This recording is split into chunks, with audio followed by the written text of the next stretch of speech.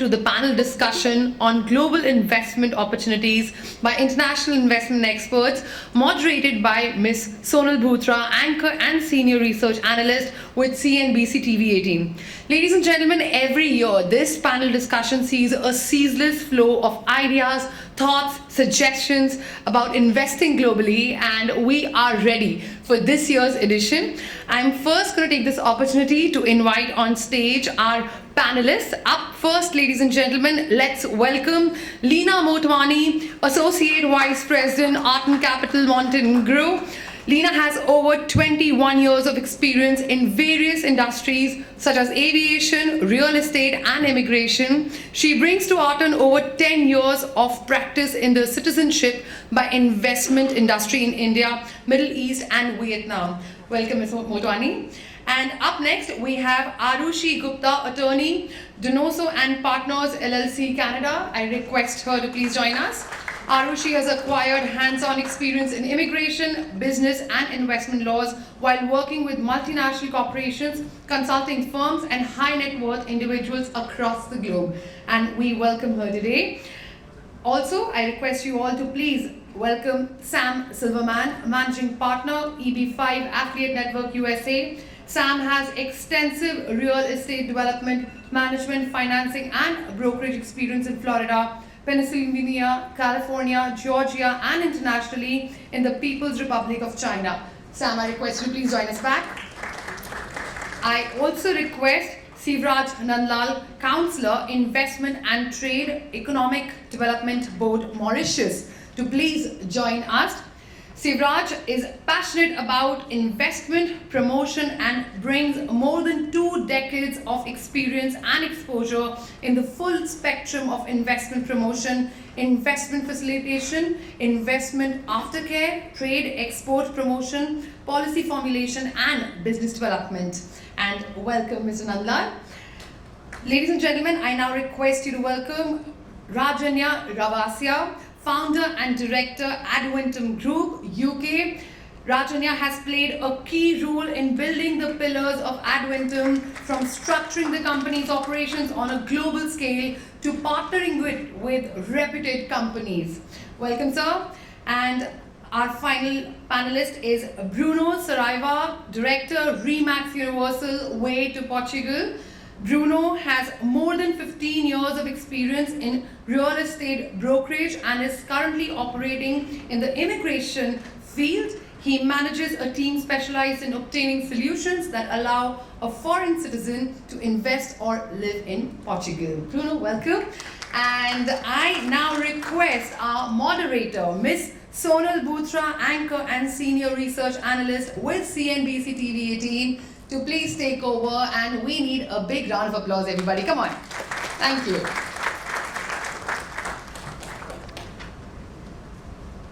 Hi everyone, and thank you so much for joining us, and we will get the mics here right away. But it's a pleasure to see all of you. It's been a break of a year after which we all have come together. So definitely it's a great time, and of course we'll be discussing a lot more here.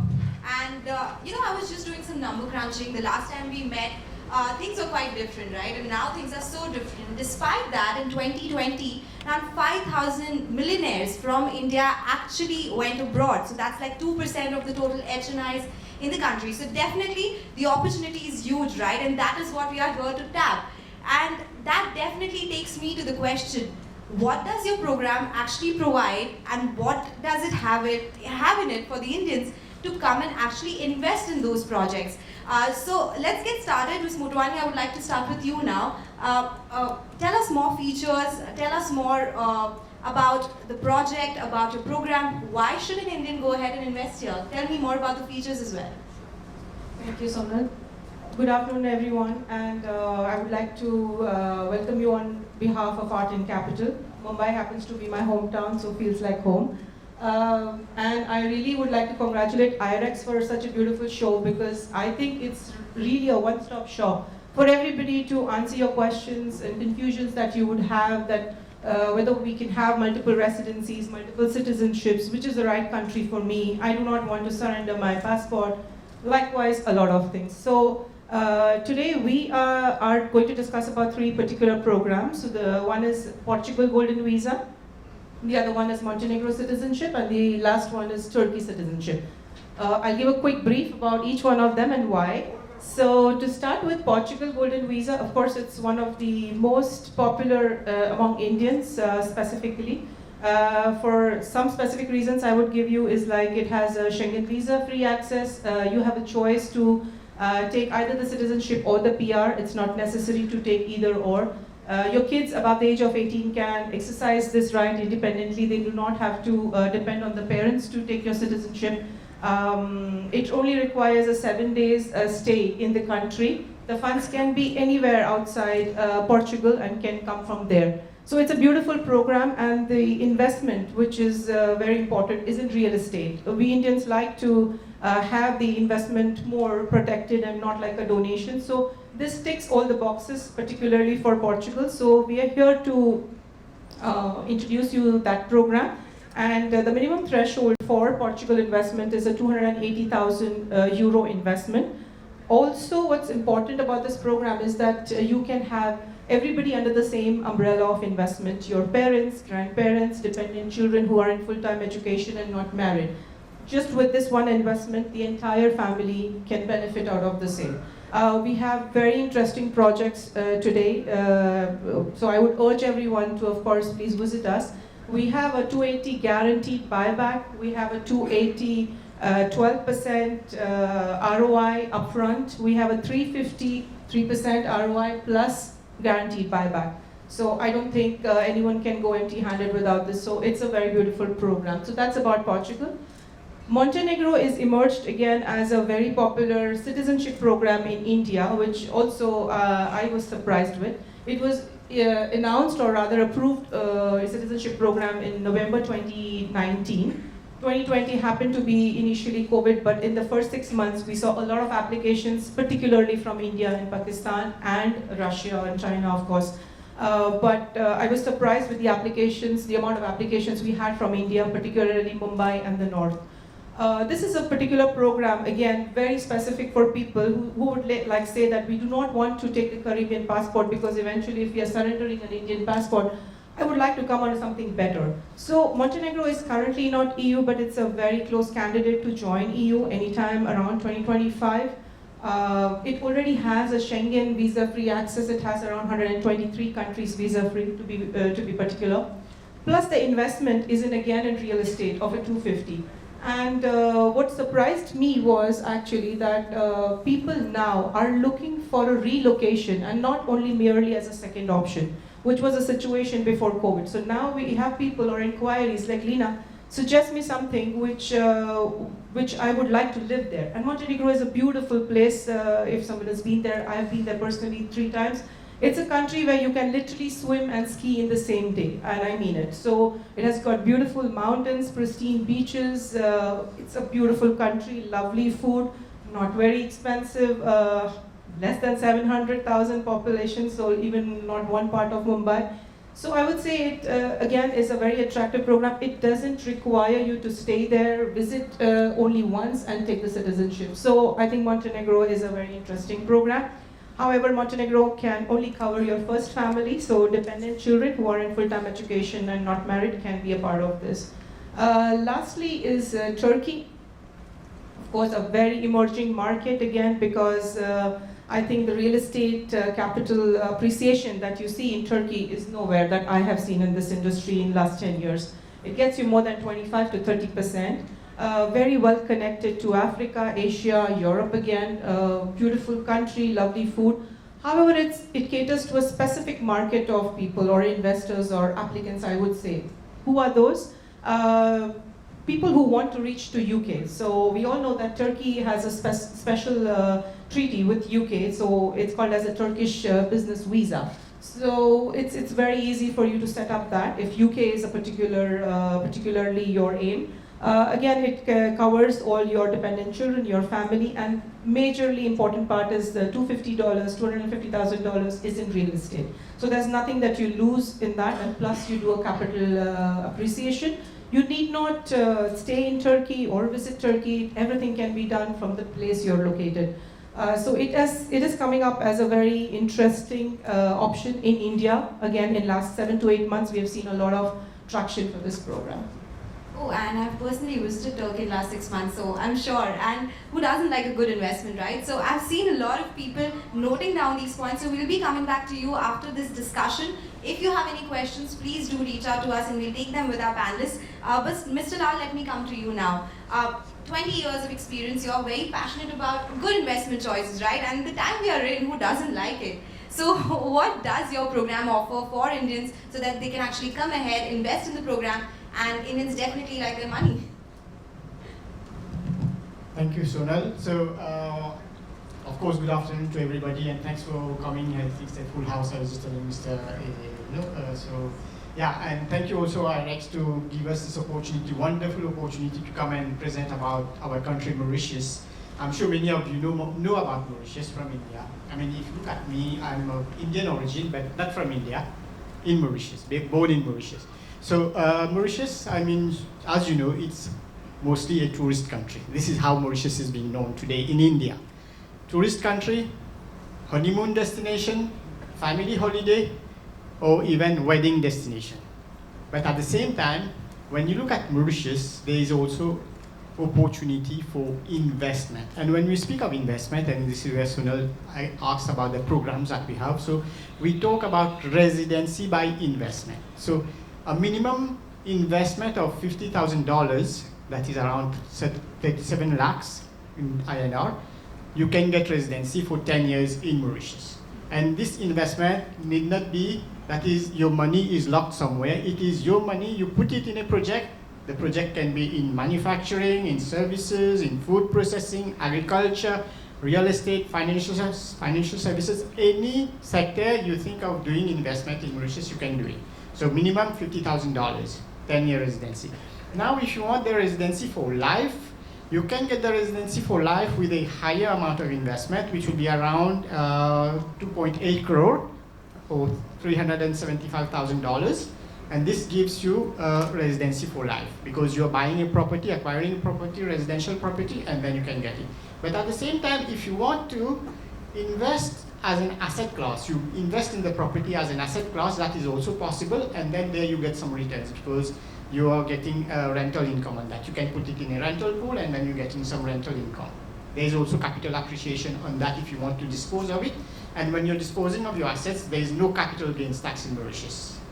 So no capital gains tax. In fact, the tax rate across the board in Mauritius is very flat at 15%, but certain activities you also get tax holiday. For example, if somebody is investing in a pharma manufacturing company unit, so it is a tax holiday of 8 years, or if you're exporting certain type of activities, it's 3%. So this is how the residency by investment program is set. Now we also have another program now that we have come up with during this pandemic time, because we thought it was important. Mauritius is a safe destination, so it was important to allow people from overseas to come and stay in Mauritius for longer period. So this is a premium visa. The premium visa is a long stay visa for a period of anything between 6 to 12 months. So 6 to 1 year, somebody can come for a premium visa. And the premium visa is free of cost. There is no cost associated to it. You have to apply online, you get your premium visa, and you can travel to Mauritius and be in Mauritius. Basically, what this allows you is, for example, for digital nomads, they want to be in a remote location which is safe to work, they can be there. You can also come as a tourist and take a premium visa and be there in Mauritius. Or you can also come and see that you find an opportunity to start a business, to invest in a business. So then you can convert that premium visa into an investor visa. Basically, then you get the residency.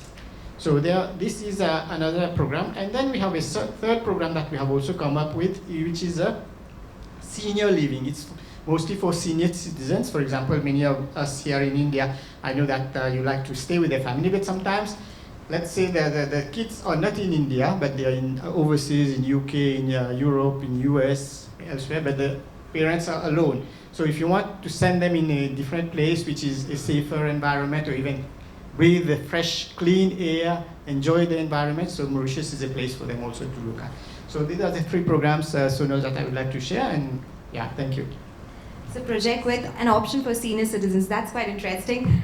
Ms. Gupta, let me come to you now. Canada, I would personally like to know more of it. What are the features? Because my husband for sure has been pushing me to shift to Canada for the longest time. But from the investment purposes of what your projects have to offer, what the programs really entail if one wants to come from India and actually invest there.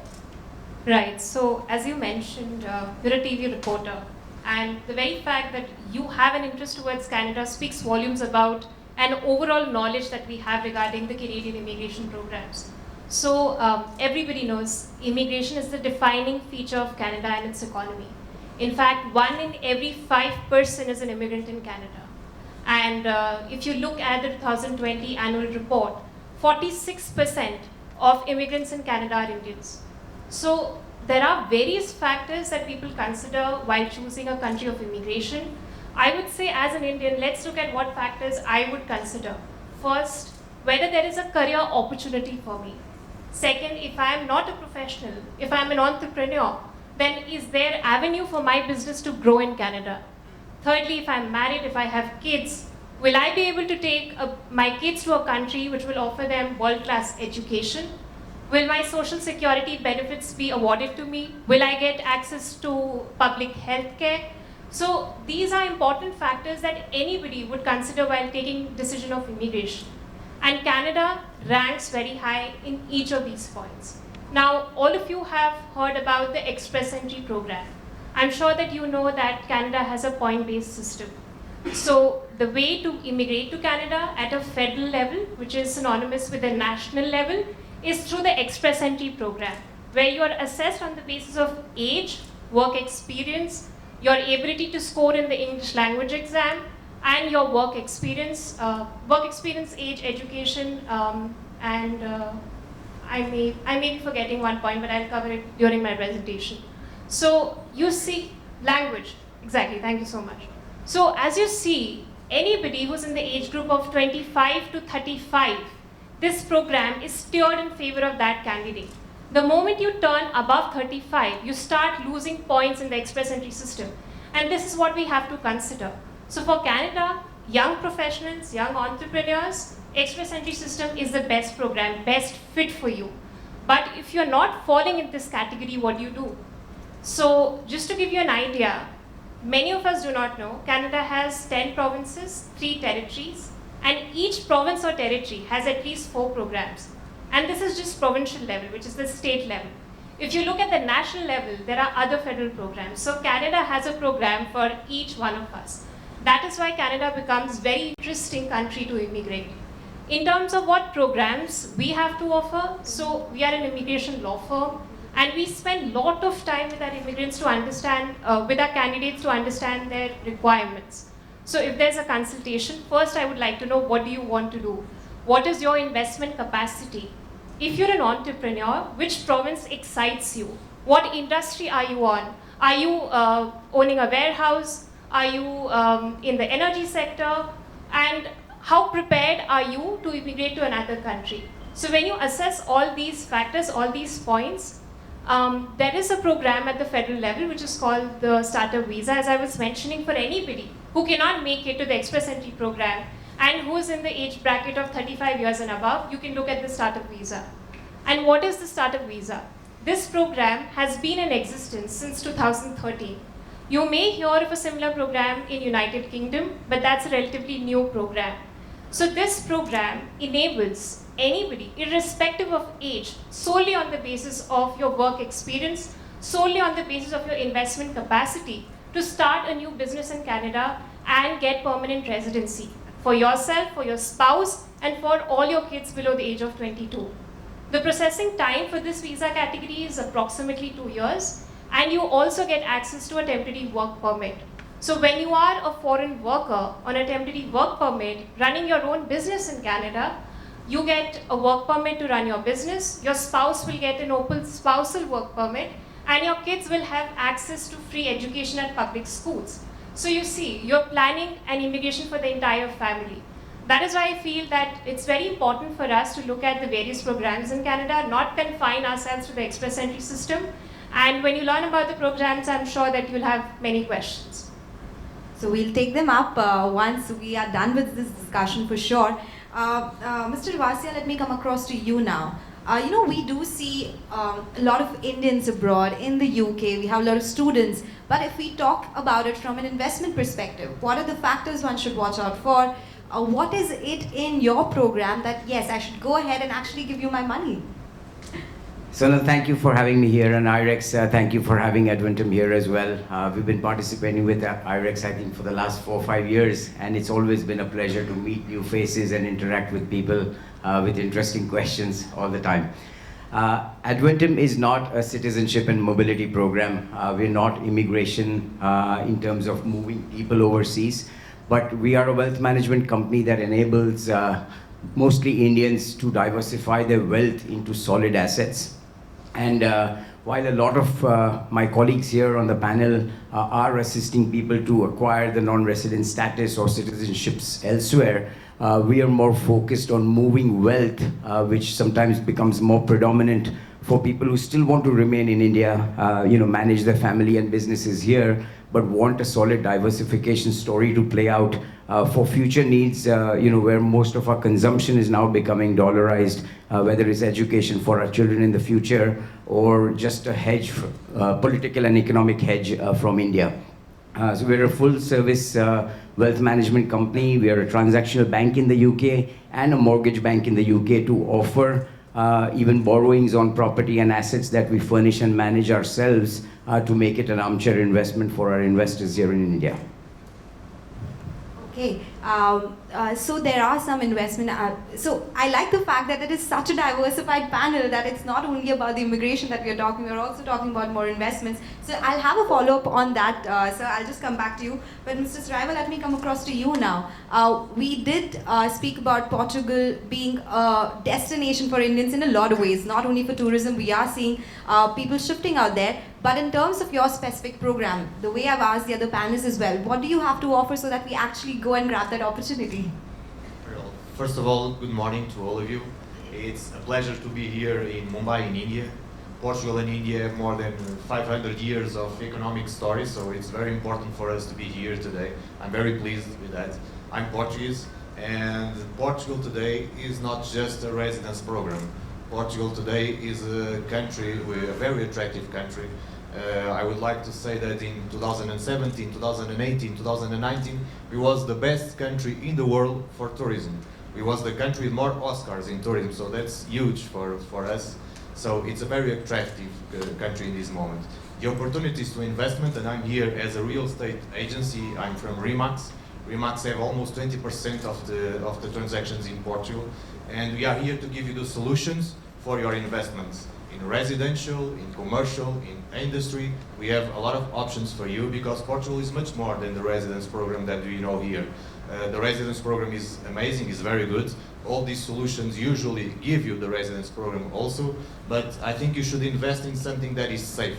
Real estate needs to be informative, and we have the information. We are here to share all those options to you, and I'm very happy and very pleased to have my team here to give you the opportunity to invest in a safety way. In a country that is much more than just this residence. You have the healthcare system, you have the public education system, you have the sun, you have a lot of things in Portugal that gives you an amazing lifestyle for you and for your families and for your investments. So this is what we want to present. Portugal is much more than a residence program. I already traveled for a lot of countries in the world. I love a lot of them, but to have my family, to raise my kids, definitely Portugal is a place to be. So this is also what I want to invite you to know, to meet, and to invest and make a good business for you is what we are here to do.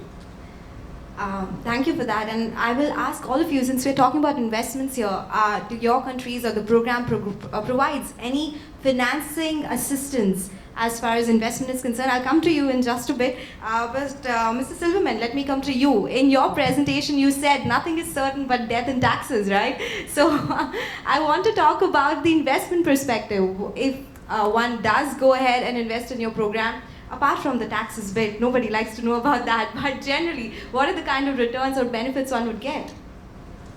Thank you, and thank you for inviting me to be here today at the conference. This is my first IREX event, my 7th time in India, but my first conference here, so glad to join all of you today. So in terms of benefits, I'm sure many of you are familiar with the United States, right?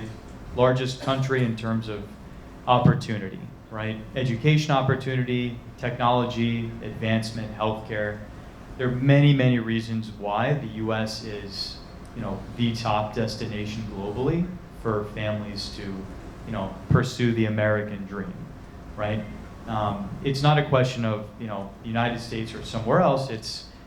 All things equal, of course, people would prefer to go to the United States, but the EB-5 program is just more expensive and it's not immediate, right? So for those of you who have the money to make that kind of an investment, there shouldn't be a question of do you want to go to the US or do you want to go to Europe, right?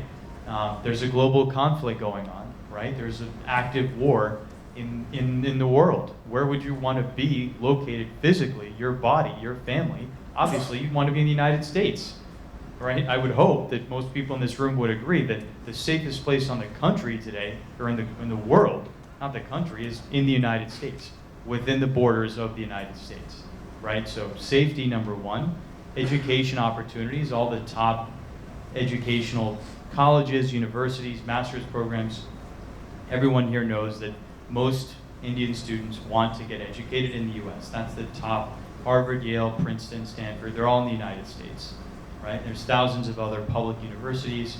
EB-5 gets you the green card, lowers tuition costs, provides you the same employment opportunities as a US citizen, right? So it's really not a question of, do we want to do the US or somewhere else? It's, can we afford to the US? If yes, great, pick the best project. If you can't, sorry, you don't have enough money, you've got to look somewhere else that's not, going to be as good, but it's still, probably a good option longer term, right? So you just really got to think about, where do you want the family to be? Where do you want to retire? Obviously, healthcare benefits, education, economic opportunity. There are many different aspects to the decision to move yourself or your family to another country in the world, right? So is it an investment primarily for your own benefit? Do you want to grow your business? Do you want to retire? Are you looking for better health care?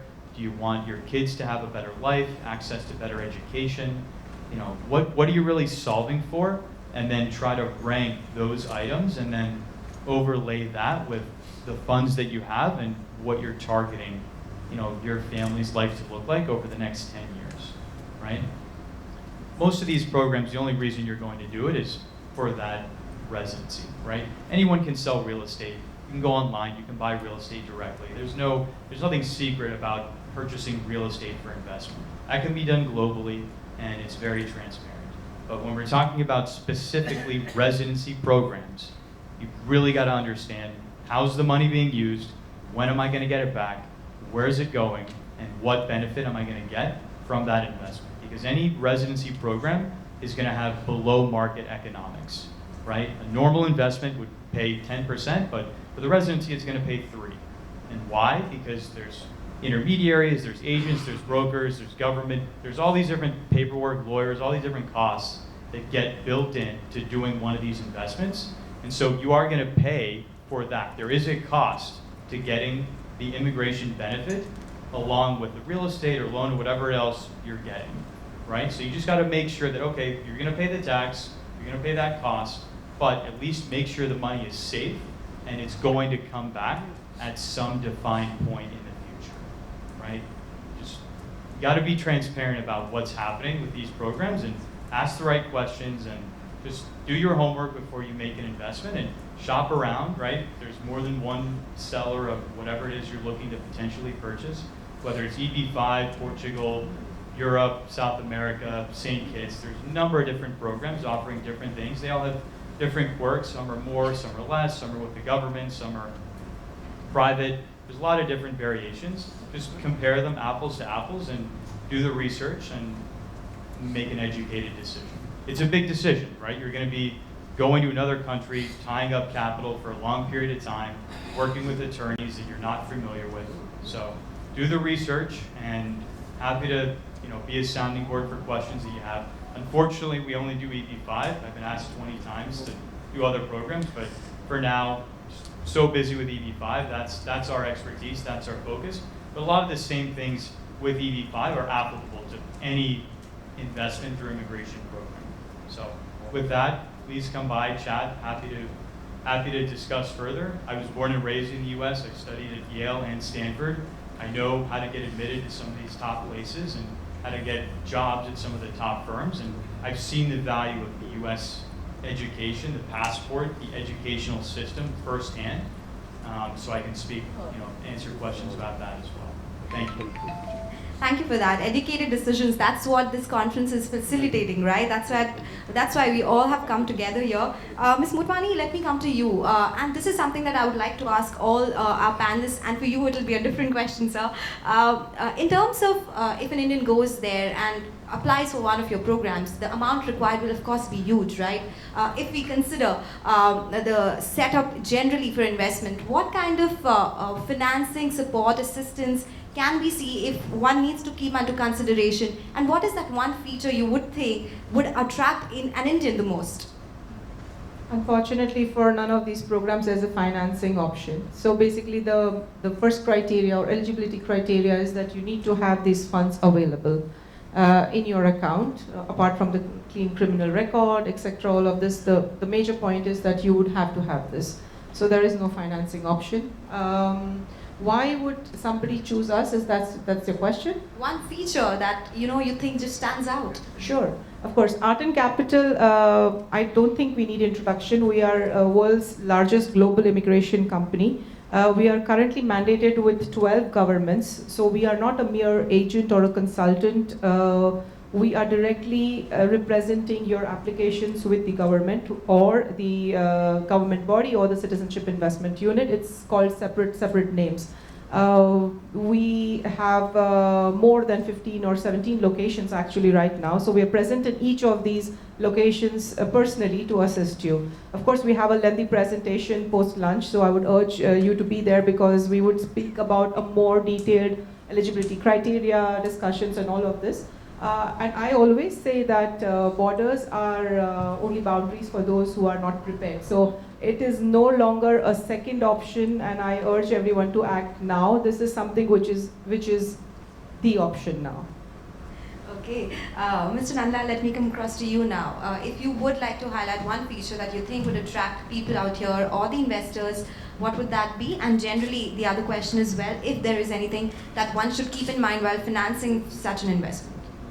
Yeah, sure. So when you look at, when you consider Mauritius as an investment destination, of course you have to see the stability of the country, the safety that it provides, and the competitive advantage. So, and the market is small. It's only 1.3 million people, 1,000 times less than the population of India. But when you look at the market that the country provides, it provides access. When I say access, it's about preferential market access to 75% of the global market. When I say that, it means that we have trade agreements. The country has trade agreements with the European Union, with UK, with US, with China, with India, and entire Africa. So you produce something in Mauritius, and then when you're exporting as a made in Mauritius product, it is going duty-free.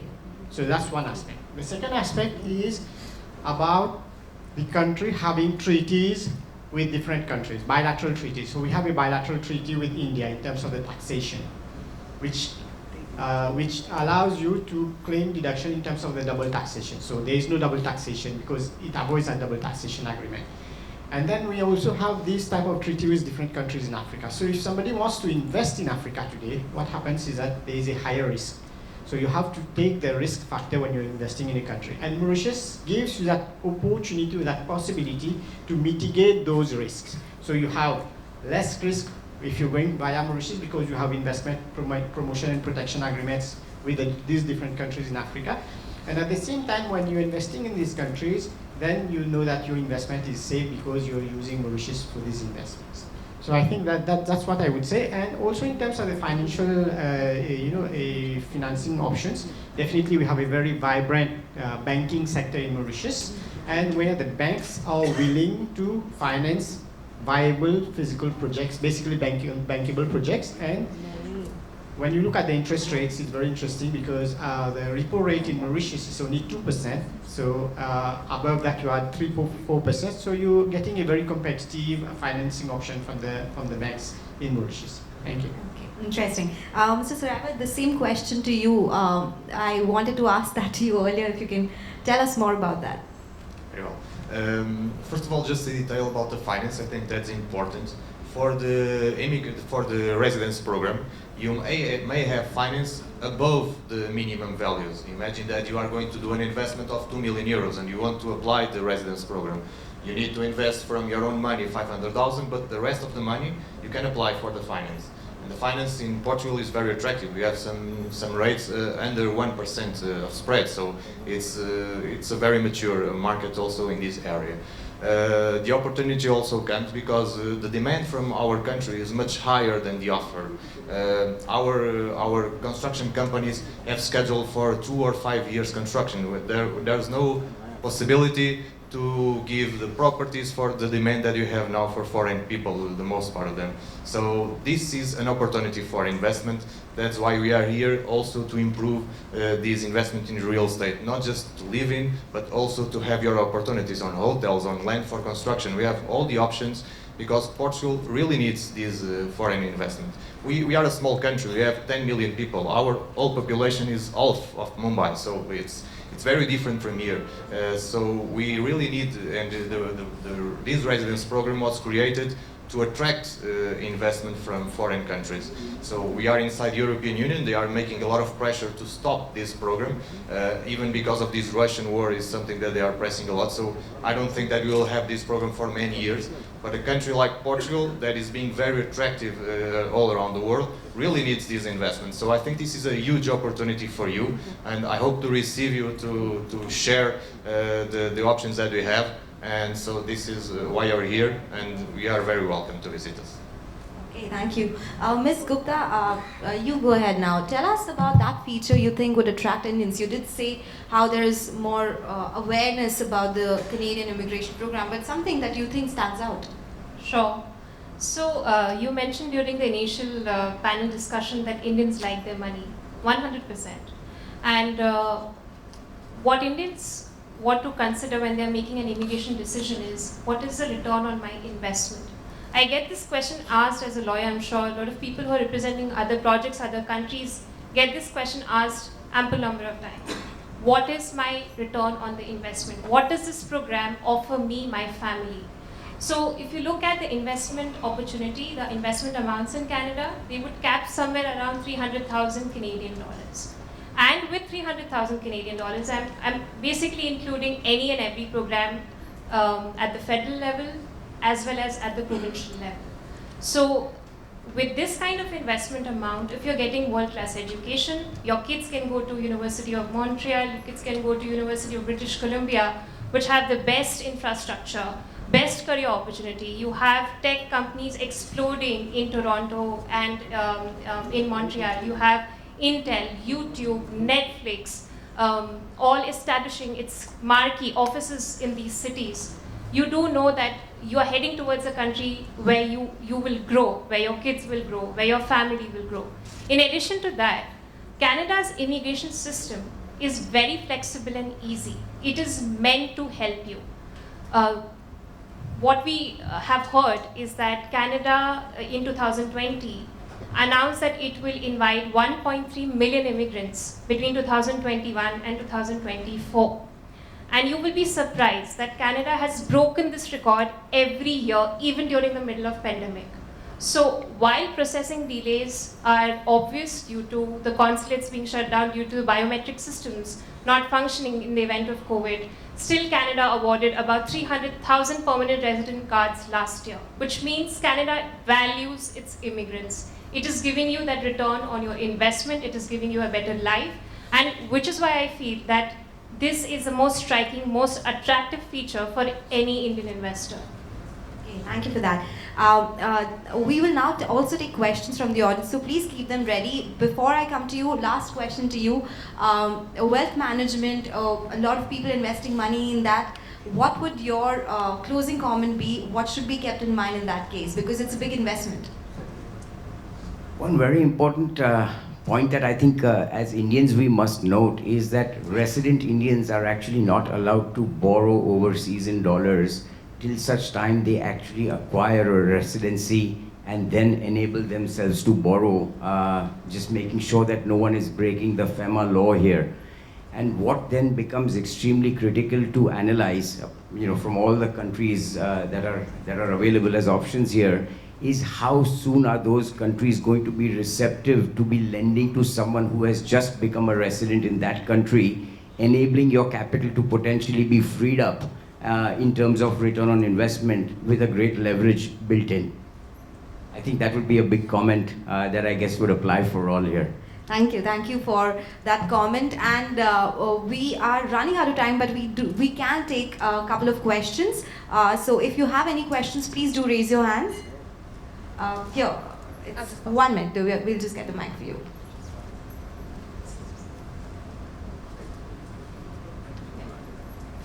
There. Please go ahead. Yeah, good afternoon, everybody. My question is to Leena or the Aarushi. I just wanted to know the impact of this dual citizenship to an Indian resident once I have a citizenship with other country. What happens with me, my properties, my income over here in India, my tax payments in India, and the overall impact on my residential status? Sure, thank you. It's an interesting question. Of course, as an Indian, we cannot hold dual nationality. So once you're a foreign citizen, so let's say you take up any of the citizenship programs, you get approximately 3 to 6 months to surrender your Indian passport and get on something called as an OCI. There is no impact literally on any of your investment, bank accounts, etc. You just basically change your status from Indian national to the foreign national. Most of us would have a chartered accountant or a tax lawyer that represents you, and they very well know how to go about this, and it's a very easy process. Some people have also come back to me that OCI is a very comprehensive process, etc. Trust me, it isn't, and I am in touch. I handhold my clients even after that. Being from India, it's my duty to do that, so it doesn't end at just handing over the passport to you, trust me. So I have relationships with my old clients. I'm in this industry for last 10 years. And from last, I would say from 2018 or 19, applying and acquiring OCI has been a very easy process. So as I said, nothing happens to that. Of course, there are a certain industry, like pharmaceutical and construction, which as an OCI you cannot. We can discuss this, it's a very lengthy discussion, but otherwise to answer your question, there isn't any impact on this. Thank you so much.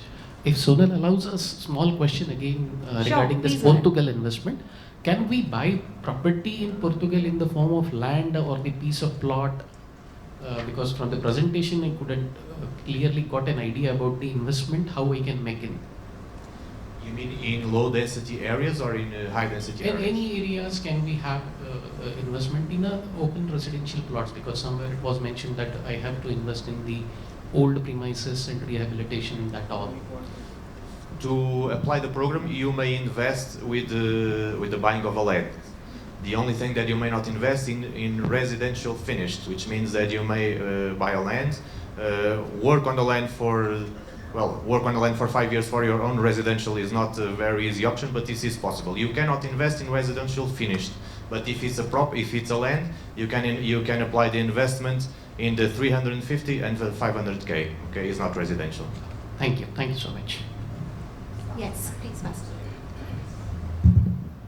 Yes, sir, go ahead.